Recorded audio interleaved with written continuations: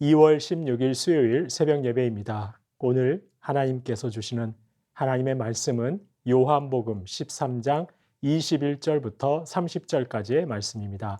요한복음 13장 21절부터 30절까지의 말씀을 봉독해 드리겠습니다.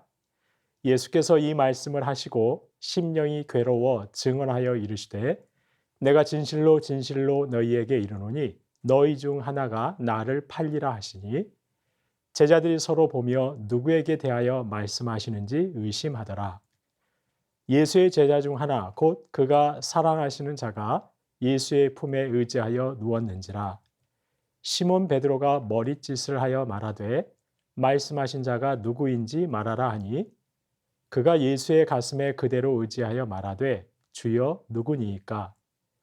예수께서 대답하시되 내가 떡 한 조각을 적셔다 주는 자가 그니라 하시고 곧 한 조각을 적셔서 가룟 시몬의 아들 유다에게 주시니 조각을 받은 후 곧 사탄이 그 속에 들어간지라.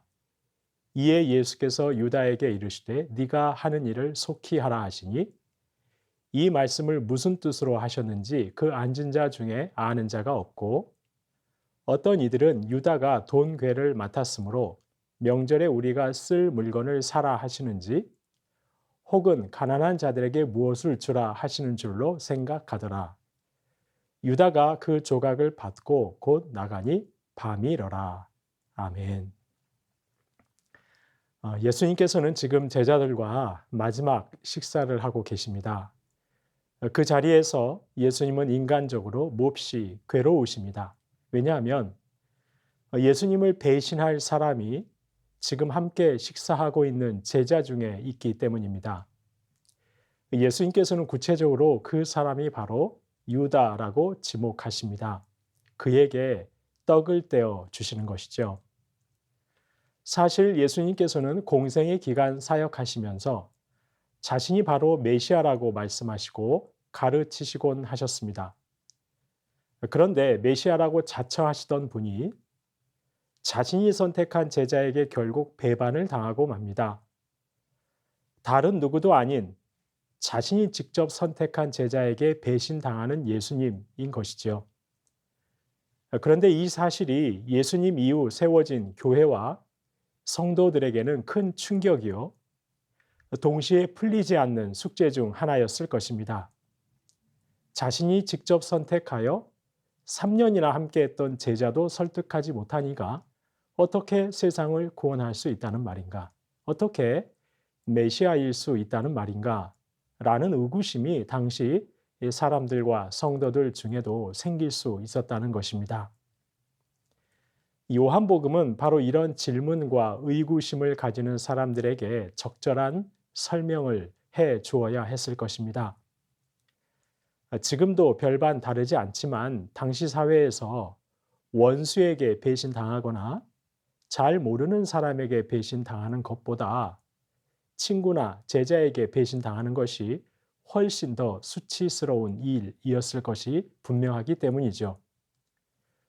그럼 오늘 본문에서 요한복음은 유다의 배신에 대해 어떻게 말하고 있는 것일까요? 어제 저희가 본 말씀인데요. 요한복음 13장 2절 말씀을 보시면 마귀가 벌써 시몬의 아들 가룟 유다의 마음에 예수를 팔려는 생각을 넣었더라라고 말씀합니다. 유다의 마음에 예수님을 팔려는 생각을 바로 마귀가 넣었다고 기록하고 있는 것이죠. 배신의 생각을 유다 스스로가 만들어냈다기보다 마귀가 그런 생각을 유다의 마음에 넣었다고 말씀하고 있는 것입니다. 마귀가 그렇게 조장했다는 것이죠. 오늘 본문 27절에도 보시면 예수님이 유다에게 떡 조각을 주셨을 때 그것을 받은 후 사탄이 유다 속에 들어갔다고 기록하고 있습니다. 예수님을 팔려는 생각뿐 아니라 예수님을 배신하는 행동의 실행에 앞서 다시 한번 사탄이 유다 속에 들어갔다고 증거하고 있는 것입니다. 마치 유다 속에 들어간 사탄이 유다로 하여금 예수님을 배신하게 하는 직접적인 동기가 되는 것처럼 기록하고 있는 것이죠. 유다의 배신이 마귀에 의해 마귀를 통해 기획되고 시작되었다는 것을 밝히고 있는 것입니다. 사실 예수님이 세상의 모든 죄를 짊어지고 십자가에 못 박혀 죽으신다는 것은 하나님에 의해 이미 계획된 것이었습니다. 그런데 하필 그 죽음에 제자의 배신이 관여하고 있다는 것이 인간적으로 보면 예수님께는 참 수치스러운 부분이 될 수 있었습니다. 그에 대해 요한복음은 그것은 실상 사탄이 그렇게 조장한 것이라고 설명하고 있는 것입니다. 예수님이 자신의 제자들조차 제대로 다루지 못한 분이 아니라는 것이죠. 에덴 동산에서 아담과 하와를 유혹하여 타락하게 했던 그 사탄이 예수님의 죽음에서도 역사해서 제자로 하여금 예수님을 배반하도록 그런 사악함을 보였다는 것입니다. 이렇게 요한복음은 유다의 배신에 다름 아닌 사탄이 깊이 관여하고 있다고 설명합니다. 아니, 사실 유다의 배신은 단순한 제자의 배신이 아니라 악한 사탄 마귀 권세가 하나님의 아들을 죽이려는 계략이었음을 설명해 주고 있는 것입니다. 하지만 성도님 여러분, 그렇다 하더라도 사탄의 계획이었다 하더라도 유다의 배신에서 유다의 책임을 묻지 않을 수는 없습니다. 성경도 유다의 잘못이 없다 말하지 않습니다. 성경에 등장하는 사탄은 틈을 벌리는 자라는 의미가 있습니다. 조금의 틈만 있어도 그 틈을 이용해 더 큰 간격을 만들어 버리는 자라는 것입니다. 인생들이 조금의 틈만 보여도 마귀는 그 틈을 더 벌려서 인생들과 하나님의 관계를 멀어지게 하고 만다는 것입니다. 그럼 유다는 사탄 앞에서 어떤 틈을 보였기에 마귀가 그 틈을 이용해 유다가 예수님과 완전히 멀어져 배신까지 이르게 했던 것일까요? 유다가 보인 틈은 무엇이었을까요? 그것은 재물에 대한 사랑입니다. 유다는 마리아가 예수님께 값비싼 향유를 부었을 때 불평했습니다. 그 향유 값으로 가난한 자들을 도울 수 있을 텐데 그런 거금을 예수님의 발에 부어 버림으로 낭비하고 말았다고 불평했습니다. 그러나 실상 그 불만은 가난한 자들을 위한 것이 아니었지요.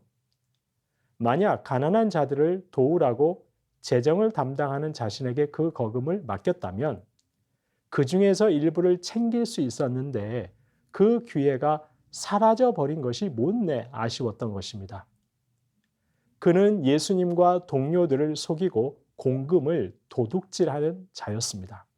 예수님보다 돈을 더 사랑했습니다. 그리고 사탄은 그 틈을 공략했던 것이죠.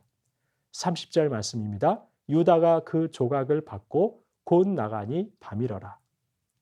예수님이 주신 떡 조각을 가지고 그가 나갔을 때 마침 그때가 밤이라고 말씀하고 있습니다. 그런데 요한복음에서 밤은 빛 대신 예수 그리스도와 대조되는 악하고 죄 아래에 있는 어둠을 상징합니다.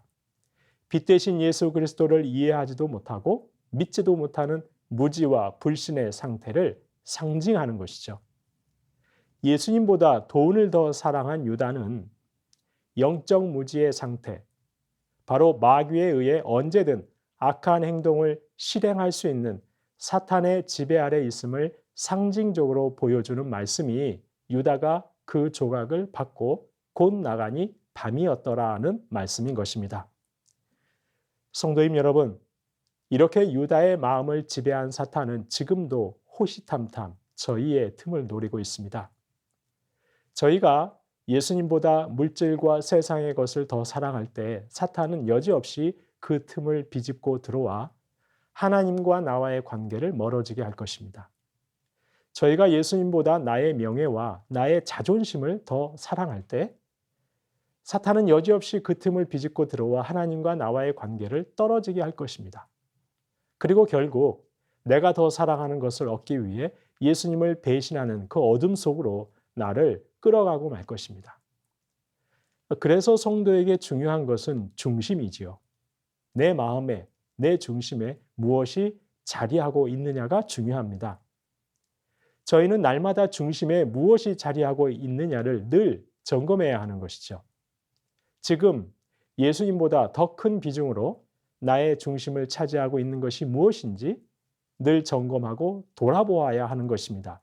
성도님 여러분, 세상 그 어떤 명예도 세상 그 어떤 자리도 예수님보다 더 클 수 없습니다. 심지어는 교회 안에 그 어떤 직분이나 어떤 자리도 예수님보다 더 클 수 없습니다. 교회 안에 그 어떤 사역과 심지어는 그 사역의 열매도 예수님보다 더 클 수는 없습니다. 교회 안에서나 성도에게 있어서나 예수님보다 더 큰 것은 존재할 수가 없는 것이죠. 예수님 외에 아무것도 자랑하거나 과시할 수 없는 것이 바로 교회요, 성도인 것입니다. 성도님 여러분, 지금 저와 여러분의 중심에는 무엇이 가득 차지하고 있을까요? 저와 여러분은 지금 무엇을 그토록 사모하고 욕망하고 있는 것일까요? 그 사모함과 욕망이 예수님을 바라고 사모하는 것보다 더 크다면 저희는 이미 사탄에게 틈을 내주고 있다는 것을 반드시 기억해야 할 것입니다. 따라서 심각하게 저희 자신을 점검하고 돌이켜야 할 것입니다. 만약 그렇지 않으면 사탄은 저희를 언제든지 깊은 어둠으로 끌고 들어가 버릴 것이기 때문입니다. 저와 여러분, 오늘 하루도 세상 그 어떤 것보다 다른 무엇보다 심지어는 나의 명예와 나의 간절한 기도 제목보다 더 주님을 갈망하시고 주님을 사랑하시고 주님만으로 충만하시길 간절히 소망합니다. 저와 여러분, 주님으로만 만족하시고 주님만을 자랑하시고 모든 것들은 주님 발 아래 내려놓으실 수 있는 그런 참된 성도들 될 수 있기를 주님의 이름으로 축원합니다. 주신 말씀 기억하며 기도하겠습니다. 하나님, 예수님보다 더 사모하고 욕망하는 것들이 무엇인지 돌아보게 하옵소서.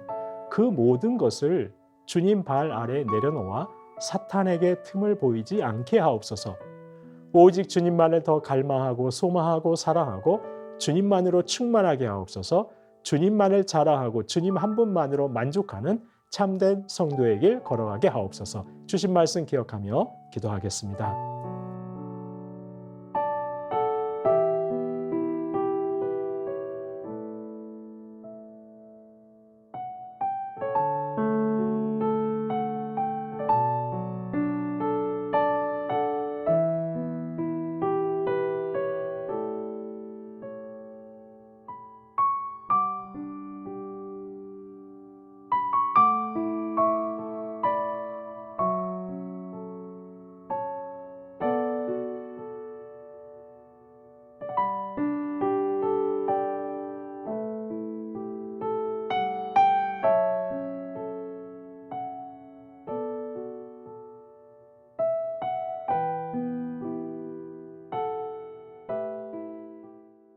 나라와 열방을 위해서 기도하겠습니다. 하나님, 대통령 선거를 통해 하나님을 두려워하고 하나님을 경외하는 자가 세워지게 하옵소서. 세우신 위정자들과 공직자들을 통해 하나님의 샬롬이 충만한 이 나라 되게 하옵소서. 코로나와 폭력으로 신음하는 열방을 복음으로 고쳐주옵소서. 전쟁과 분쟁의 위협으로 고통받는 열방과 난민들을 굽어 살펴 주옵소서. 나라와 열방을 위해서 기도하겠습니다.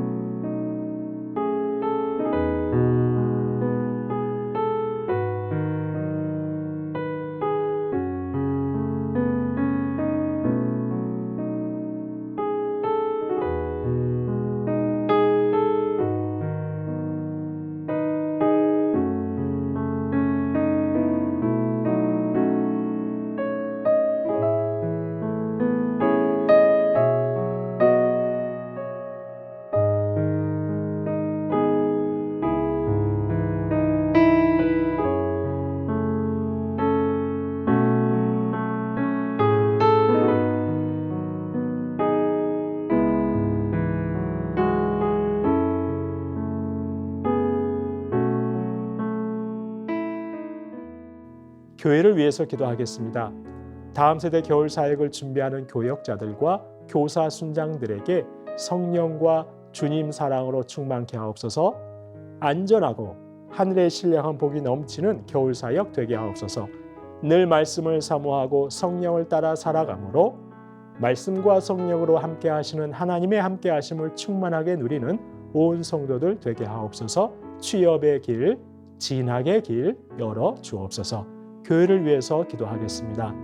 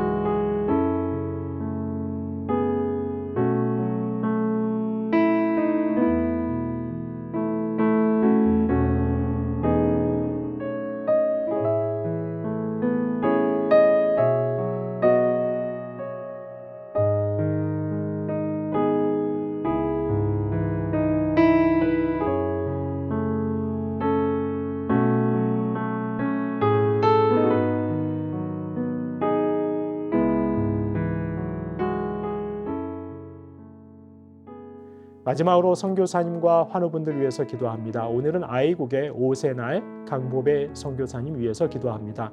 센터와 6개 지역 공동체의 영적 성숙과 어린이 사역에 하늘 아버지께서 기뻐하시는 열매 맺게 하옵소서. 주님께 헌신되고 영혼을 사랑하는 동역자들을 보내주옵소서. 추명우 성도님, 추승민 형제, 김인혜 집사님, 최혁기 성도님, 이길태 집사님, 김평수 집사님, 김찬준 집사님, 김영자 권사님, 정순금 권사님, 김봉남 권사님, 김광순 집사님, 박문천 집사님, 정성회 집사님의 어머님의 치유와 회복의 은총 베풀어 주시도록, 이외에도 수술 이후에 또한 오랜 질병으로 투병되어 계신 분들의 회복을 위해서, 또한 기저질환 때문에 백신 접종하지 못하고 계신 분들 지켜주시고 보호해 주시도록, 마지막으로 선교사님과 환우분들 위해서 함께 기도하겠습니다.